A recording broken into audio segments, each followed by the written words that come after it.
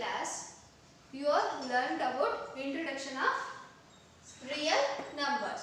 So ಹಾಗಾದ್ರೆ ನೀವು ಹಿಂದಿನ ಕ್ಲಾಸ್ ಅಲ್ಲಿ ಇಂಟ್ರೊಡಕ್ಷನ್ ಆಫ್ ರಿಯಲ್ ನಂಬರ್ಸ್ ಬಗ್ಗೆ ಎಲ್ಲ ತಿಳ್ಕೊಂಡಿದ್ರಿ. So in this class we are study about the exercise 1.1 using appropriate properties find. ಅಂದ್ರೆ given problem ಅಲ್ಲಿ ನಾವು appropriate properties ಏನಿದೆ, you know, assertive properties, commutative properties, so these are all types of properties ಏನಿದೆ ಅದನ್ನ use ಮಾಡಿಕೊಂಡು ಈ ಕೊಟ್ಟಿರುವಂತಹ problems ಅನ್ನ we have to solve. Okay, ಈ ಕೊಟ್ಟಿರುವಂತಹ ಪ್ರಾಬ್ಲಮ್ಸ್ ಅನ್ನ ನಾವು ಸಾಲ್ವ್ ಮಾಡಬೇಕು ಅಂತ ಹೇಳಿದೆ. ಸೊ ಹಾಗಾದ್ರೆ what is that problem? That is here listen, -2/3 into 3/5 plus 5/2 minus 3/5 into 1/6. So ಹಾಗಾದ್ರೆ ಈ ಪ್ರಾಬ್ಲಮ್ ಅಲ್ಲಿ we have to write in a appropriate ಆಗಿ ನಾವು ಈ ಒಂದು ಸ್ಟ್ಯಾಂಡರ್ಡ್ ಫಾರ್ಮ್ ಅಲ್ಲಿ ಈ ಒಂದು ಏನು ಪ್ರಾಬ್ಲಮ್ ನ ಬರ್ಕೊಳ್ತಾ ಹೋಗೋಣ. ಸೊ ಹಾಗಾದ್ರೆ ಇಲ್ಲಿ ಏನ್ ಕೊಟ್ಟಿದ್ದಾರೆ ನಾನು ಅದನ್ನ ಬರ್ಕೊಂತೀನಿ. -2/3 into 3/5 ಈ ಕಡೆ ಏನಿದೆ ಸೊ ಅದನ್ನ ಈ ಕಡೆ ತಗೊಳ್ಳೋಣ. That is -3/5 into 1/6. ಇಲ್ಲಿ ಏನಿದೆ ಅದನ್ನ ನಾನು ಈ ಕಡೆ ಹಾಕ್ತಾ ಇದ್ದೀನಿ. we have to write in this side, that is plus of 5/2. so okay, in this problem what I write, so common form ಏನಿದೆ ಅದನ್ನ we have to write because of listen, for example a is there, a of b plus c ಅಂತ ಇದ್ದಾಗ what we have to do, that is we have to multiply by a into b also, and also we have to multiply a and c also. So we have to write the common form. What is that common form? That is 3/5. So ಹಾಗಾದ್ರೆ ನಾವು 3/5 ನ ಬರ್ಕೊಳ್ಳೋದಕ್ಕಿಂತ ಮುಂಚೆ ಏನ್ ಮಾಡೋಣ ಅಂದ್ರೆ ಇಲ್ಲಿ minus common ಇದೆ ಅಲ್ವಾ, ಸೊ ಹಾಗಾಗಿ we have to write -3/5. So ನಾವು ಇವಾಗ -3/5 ನ ಕಾಮನ್ ತಗೊಳ್ಳೋಣ. ಈ -3/5 ನ ಕಾಮನ್ ತಗೊಂಡಾಗ ನಮಗೆ ಉಳ್ಕೊಂಡಿದ್ದೇನು? That is 2/3. So minus already common ತಗೊಂಡ್ಬಿಟ್ಟಿದೀವಿ. ಸೊ ನಮಗೆ ಇವಾಗ ಉಳ್ಕೊಂಡಿರೋದು 2/3 plus another one is there. What is that? That is a 1/6.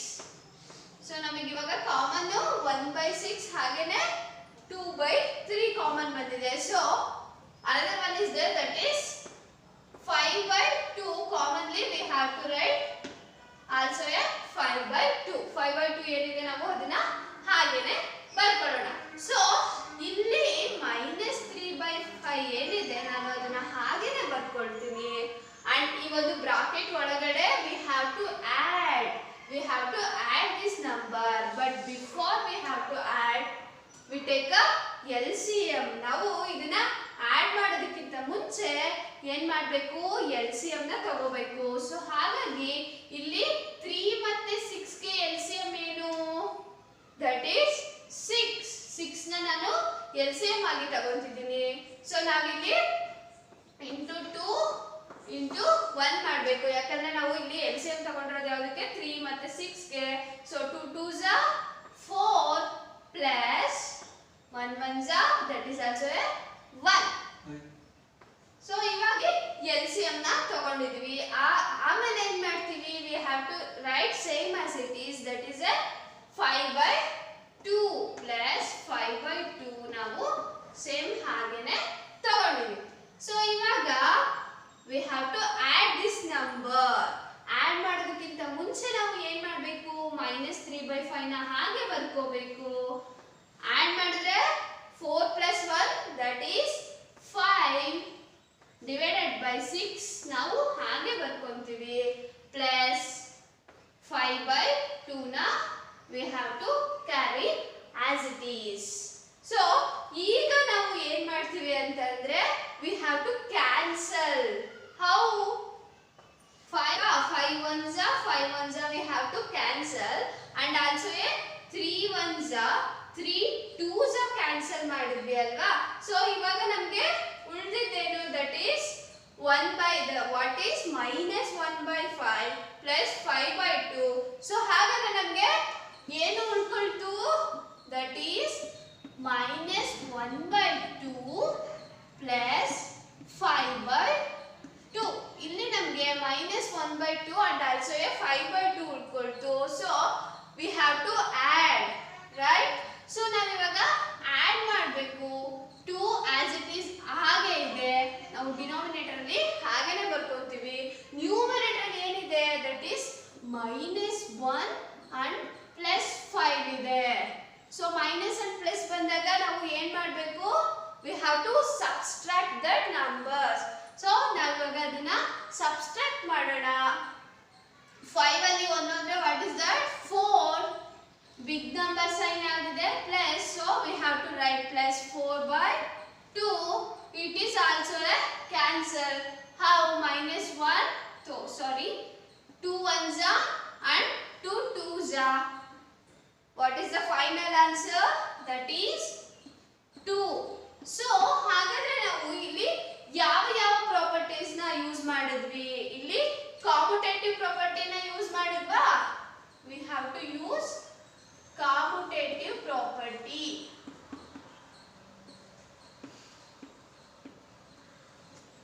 And also we use distributive property. ಎಲ್ಲಿ ಫಿಫ್ತ್ ಸ್ಟೆಪ್ ಏನಿದೆ ಅಲ್ಲಿ ನಾವು ಡಿಸ್ಟ್ರಿಬ್ಯೂಟಿವ್ ಪ್ರಾಪರ್ಟಿನ ಯೂಸ್ ಮಾಡಿಕೊಂಡು ಸಪರೇಟ್ ಮಾಡಿದ್ವಿ.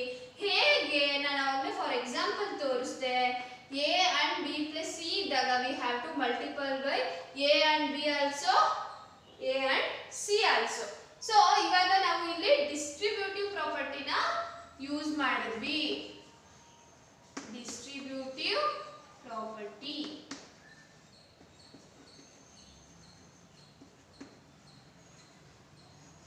ಸೊ ನಾವಿವಾಗ ಕ್ವಶನ್ ನಂಬರ್ 1 ಅಲ್ಲಿ ಫಸ್ಟ್ ಒಂದು ಕ್ವಶನ್ ನೋಡಿದ್ವಿ, ಹಾಗೆ ಅದನ್ನು ಕೂಡ ಸಾಲ್ವ್ ಮಾಡಿದ್ವಿ. ಸೊ ಹಾಗಾದ್ರೆ what is that second question? The second question is there, that is, okay students, the next one question is, that is 2 by 5 into 3 by minus 7 minus 1 by 6 into 3 by 2 plus 1 by 14 plus 2 by 5. So ಇವಾಗ ನಾವು ಏನು ಮಾಡಬೇಕು, we have to write orderly. ನಾವು ಇದನ್ನ order ಆಗಿ ಬರ್ಕೊಳ್ತಾ ಹೋಗಬೇಕು. So order ಆಗಿ ನಾವು ಯಾವ ರೀತಿಯಾಗಿ ಬರ್ಕೊಳ್ತಾ ಹೋಗೋದು, ಸಾರಿ ಇಟ್ ಇಸ್ ಮಲ್ಟಿಪಲ್. ಸೊ ನಾವು ಇವಾಗ ಆರ್ಡರ್ ಆಗಿ ಬರ್ಕೋಬೇಕು. ಸೊ ಹಾಗಾದ್ರೆ 2 by 5 ನ ಹಾಗೆ ಬರ್ಕೊಳ್ಳೋಣ, into 3 by minus 7 ನ as it is we have to write, and also it is plus 1 by 14 and also into 2 by 5. So ಇಲ್ಲಿರುವಂತಹ ಒಂದು ನಂಬರ್ನ ನಾವು ಆ ಕಡೆ ಬರ್ಕೊಳ್ಳೋಣ, that is minus 1 by 6 into 3 by 2. So ನಾವು ಇವಾಗ ಈ ಒಂದು ಪ್ರಾಬ್ಲಮ್ ನ ಆರ್ಡರ್ ಆಗಿ ಬರ್ಕೊಂಡ್ವಿ ಅಲ್ವಾ. ಸೊ ಇವಾಗ what is the common factor, ಇಲ್ಲಿ ಕಾಮನ್ ಫ್ಯಾಕ್ಟರ್ ಯಾವ್ದಿದೆ ಅದನ್ನ ನಾವು ಬರ್ಕೋಬೇಕು.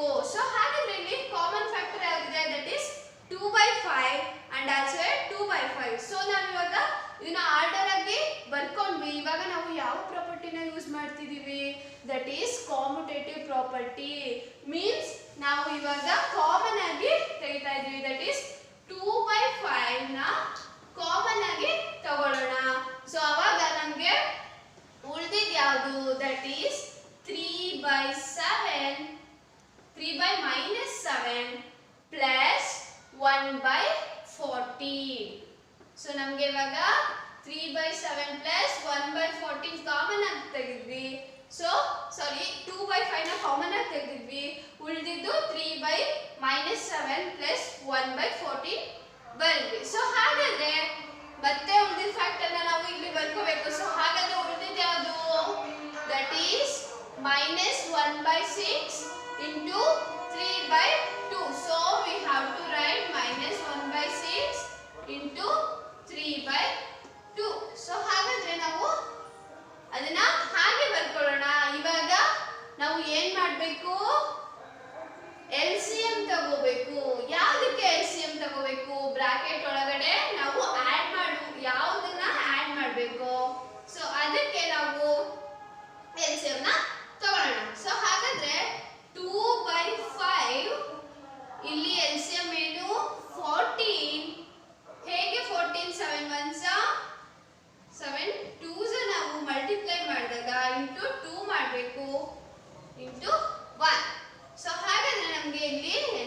14 ಬರುತ್ತೆ. ಮೈನಸ್ ಇದ್ದಾಗ ಅದು ಏನಾಗುತ್ತೆ,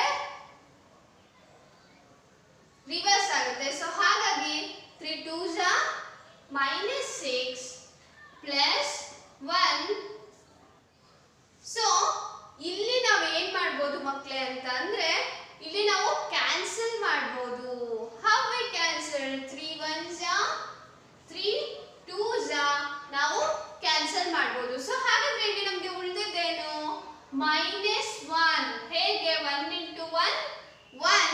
So the sign is minus, so we have to write -1 divided by 4. 4 ಹೇಗೆ ಬಂತು? 2 into 2 that is 4. ಸೊ ಹಾಗಾದ್ರೆ ನಾವು ಇಲ್ಲಿ ಆಡ್ ಮಾಡಬೇಕಲ್ವಾ ಬ್ರಾಕೆಟ್ ಒಳಗಡೆ ಇರೋದನ್ನ. ಸೊ ಹೇಗೆ ಆಡ್ ಮಾಡೋದು? ಸೊ as it is ನಾನು ಬರೀತಾ ಇದ್ದೀನಿ. ಸೊ ಹಾಗಾದ್ರೆ 2/5 of -6 plus 1 divided by 14 and -1/4 as it is ಬರ್ಕೊಳ್ಳೋಣ. So ಹಾಗಾದ್ರೆ ನಾನು ಇಲ್ಲಿ ಆಡ್ ಮಾಡಬೇಕಲ್ವಾ, ಒಂದು ಮೈನಸ್ ಸೈನ್ ಇದೆ, ಒಂದು ಪ್ಲಸ್ ಸೈನ್ ಇದೆ. So we have to subtract the number. So ಹಾಗಾದ್ರೆ ನಮಗೆ ಇಲ್ಲಿ 2/5 -5/6 ಅಲ್ಲಿ 1 ಹೋದ್ರೆ 5 ಆಗುತ್ತೆ. ಸೊ ಇಲ್ಲಿ ಬಿಗ್ ನಂಬರ್ ಸೈನ್ ಆಗಿದೆ, ಮೈನಸ್ ಇದೆ. ಸೊ ಹಾಗಾಗಿ ನಾನು ಇಲ್ಲಿ ಮೈನಸ್ ನ ಬರಿತಾ ಇದ್ದೀನಿ. ಸೊ 14 ನ ಹಾಗೆ ಬರ್ಕೊಳ್ಳೋಣ, -1/4. ಸೊ ಇವಾಗ ನಾವು ಕ್ಯಾನ್ಸಲ್ ಮಾಡಬೇಕು. ಯಾವ ರೀತಿ ಕ್ಯಾನ್ಸಲ್ ಮಾಡೋದು? So 2 1s 2 7s 5 1s 5 1s we have to cancel. So ಹಾಗಾದ್ರೆ ಇಲ್ಲಿ ಕ್ಯಾನ್ಸಲ್ ಮಾಡಿದಾಗ ನಮಗೆ ಉಳಿದಿದ್ದೇನು, -1/7 and -1/4. -1/7 and -1/4 ಬಂದಿದೆ. ಸೊ ನಾವು ಇವಾಗ ಏನ್ ಮಾಡಬೇಕು, LCM ತಗೋಬೇಕು. LCM ನಮಗೆ 7 ಮತ್ತೆ 4 ಗೆ LCM ತಗೊಂಡಾಗ ಏನ್ ಬರುತ್ತೆ, ದಟ್ ಈಸ್ 28. 28 LCM ಬಂದಿದ್ಯಾ? ಸೊ ಹಾಗಾದ್ರೆ ನಾವು 4 into -1 that is -4 and 7 into -1 that is -7 and -4 is equal to -11/28. So it is a second question ಗೆ ನಮಗೆ ಆನ್ಸರ್ ಕೂಡ ಸಿಕ್ತು. ಸೊ ಹಾಗಾದ್ರೆ ನಾವು ಇಲ್ಲಿ ಸೇಮ್ ಆಸ್ ಇಟ್ ಈಸ್ ಕಾಮ್ಯುಟೇಟಿವ್ ಪ್ರಾಪರ್ಟಿನ ಹಾಗೆ ಡಿಸ್ಟ್ರಿಬ್ಯೂಟಿವ್ ಪ್ರಾಪರ್ಟಿನ ಯೂಸ್ ಮಾಡ್ತಾ ಹೋಗಿದ್ವಿ. ಸೊ ಹಾಗಾದ್ರೆ the next question is that is question number 3. Question number 2 following means ಇಲ್ಲಿ ನಮಗೆ ಕೆಲವೊಂದು ಪ್ರಾಬ್ಲಮ್ಸ್ ನ ಕೊಟ್ಟಿದ್ದಾರೆ. ಅದರಲ್ಲಿ ನಾವು ಅಡಿಟಿವ್ ಇನ್ವರ್ಸ್ ಹೇಗೆ ಮಾಡೋದು ಅಂತ ನೋಡ್ತಾ ಬರೋಣ. ಫಾರ್ ಎಕ್ಸಾಂಪಲ್ ನಮಗೆ -a/b ಕೊಟ್ಟಿದ್ರೆ we have to write a/b, or ನಮಗೆ a/-b ಕೊಟ್ಟಿದ್ರೆ we have to write a/b. So ಹಾಗಾದ್ರೆ -a/-b ಕೊಟ್ರೆ ಏನ್ ಮಾಡಬೇಕು, that is also a/b. ಓಕೆನಾ? ಸೊ ಹಾಗಾದ್ರೆ ನಾವು ಸೈನ್ ನ ಈ ಒಂದು ಚೇಂಜ್ ಮಾಡಿ ಬರಿತಾ ಹೋಗ್ಬೇಕು. ಸೊ ಹಾಗಾದ್ರೆ ನಾವು ಸೈನ್ ನ ಯಾವ ರೀತಿ ಚೇಂಜ್ ಮಾಡಿ ಬರಿತಾ ಹೋಗೋದು ನೋಡೋಣವಾ? ಸೊ ನಮ್ಗೆ ಇಲ್ಲಿ a/b ಕೊಟ್ಟಿದ್ದಾರೆ, ನಾವು ಇದನ್ನ ಈ ಕಡೆ ಕನ್ವರ್ಟ್ ಮಾಡಿದ್ರೆ ನಮ್ಗೆ ಏನಾಗುತ್ತೆ, ದಟ್ ಈಸ್ -a/b ಆಗ್ತಾ ಹೋಗುತ್ತೆ.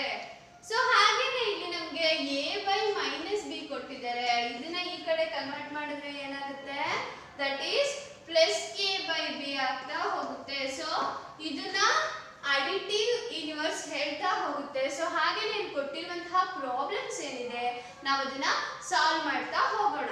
ಸೊ ಹಾಗಾದ್ರೆ ಇಲ್ಲಿ ಪ್ರಾಬ್ಲಮ್ಸ್ ಏನಿದೆ 2/8 ಇದೆ, ನಾವು ಅದನ್ನ ಆ ಕಡೆ ಕನ್ವರ್ಟ್ ಮಾಡಿದ್ರೆ ನಮಗೆ ಏನ್ ಆನ್ಸರ್ ಬರುತ್ತೆ, that is -2/8 and also another one is -5/9 ಇದೆ. ಸೊ ಆ ಕಡೆ ಕನ್ವರ್ಟ್ ಮಾಡಿದಾಗ ಸೈನ್ ಏನಾಗುತ್ತೆ, ಪ್ಲಸ್ ಆಗುತ್ತೆ. ಸೊ ಅವಾಗ answer is 5/9. So see here the both numbers having a minus sign. So what we do? ಹಾಗಾದ್ರೆ ಇಲ್ಲಿ ಎರಡು ಕೂಡ ಮೈನಸ್ ಸೈನ್ ತಗೊಂಡಿದೆ. ಸೊ ಹಾಗಾದ್ರೆ ನಾವು ಇಲ್ಲಿ ಏನ್ ಮಾಡಬೇಕು? ಮೈನಸ್ ಸೈನ್ ಫಸ್ಟ್ ಆ ಕಡೆ ತಗೊಂಡ್ರೆ ಅದು ಪ್ಲಸ್ ಆಗುತ್ತೆ. ಸೊ 6/5 ನ ಬರಿಬೇಕು. ಸೊ ಹಾಗೇನೆ ಈ ಪಾಸಿಟಿವ್ 6/5 ಏನಿದೆ ಅದನ್ನ ನಾವು ಆ ಕಡೆ ಬರೆದ್ರೆ what is the sign? That is -6/5 ಆಗ್ತಾ ಹೋಗುತ್ತೆ. ಸೊ ಹಾಗಾದ್ರೆ ಇಲ್ಲಿ ಕೂಡ 2/-9 ಇದೆ. ಸೊ 2/-9 ಇದ್ದಾಗ ನಾವು ಇದನ್ನ ಆ ಕಡೆ ಕಳಿಸಿದ್ರೆ ದಟ್ ಈಸ್ ಸೈನ್ ಚೇಂಜ್ ಆಗುತ್ತೆ.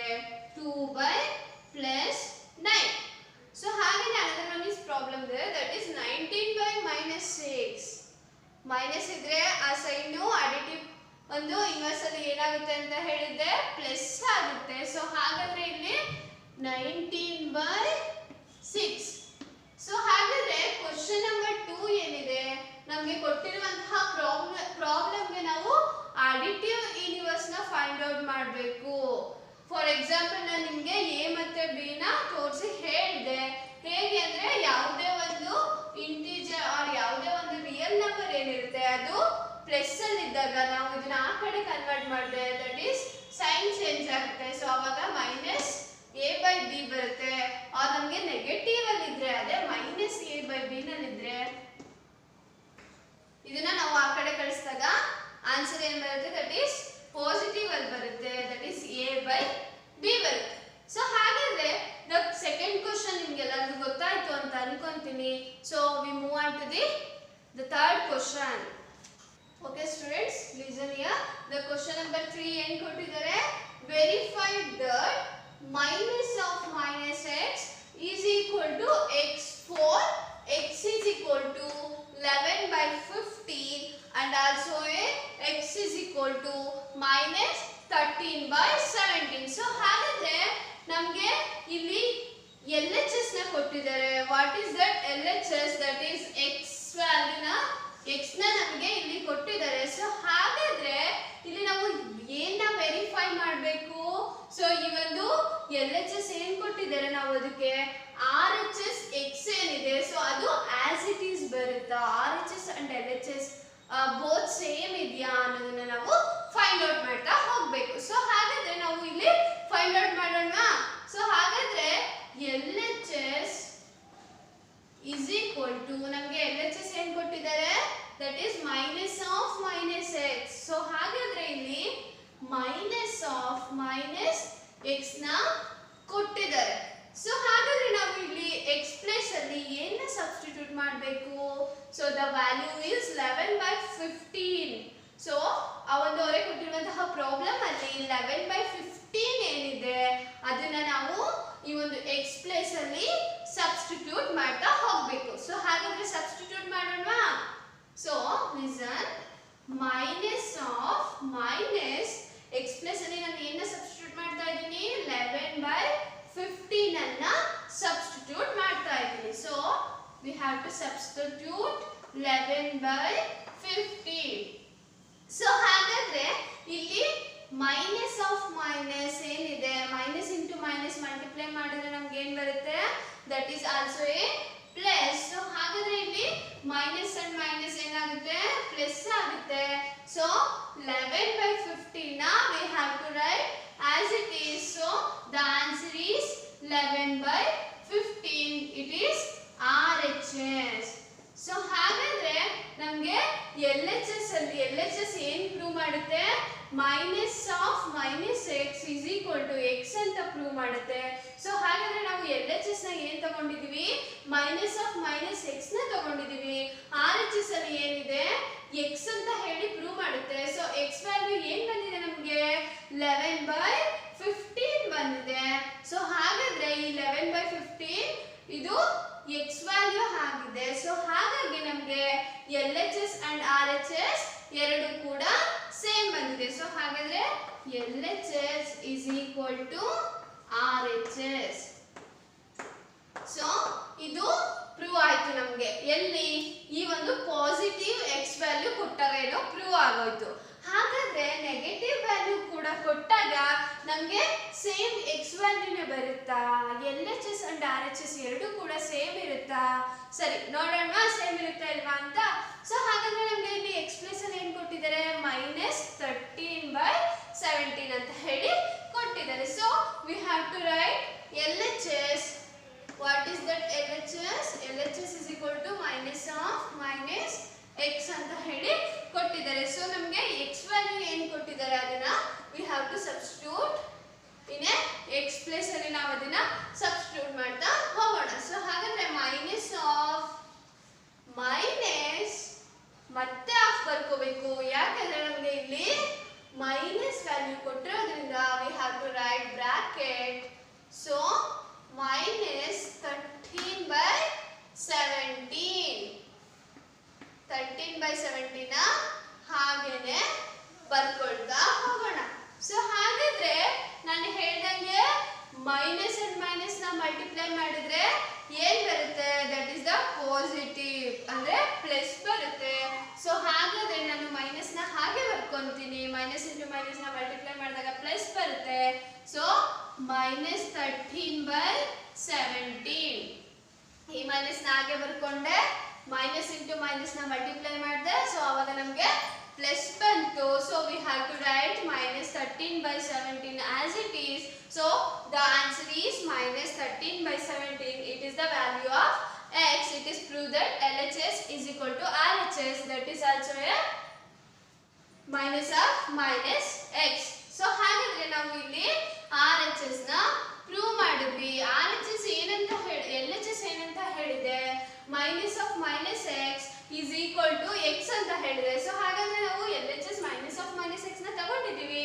ಸೊ is equal to ಇದು ಫುಲ್ಲು ಯಾವುದಕ್ಕೆ ಈಕ್ವಲ್ ಆಗಿರುತ್ತೆ? ದಟ್ ಇಸ್ x ಗೆ ಈಕ್ವಲ್ ಆಗಿರುತ್ತೆ. So same as it is value ಬಂದಿದೆಯಾ?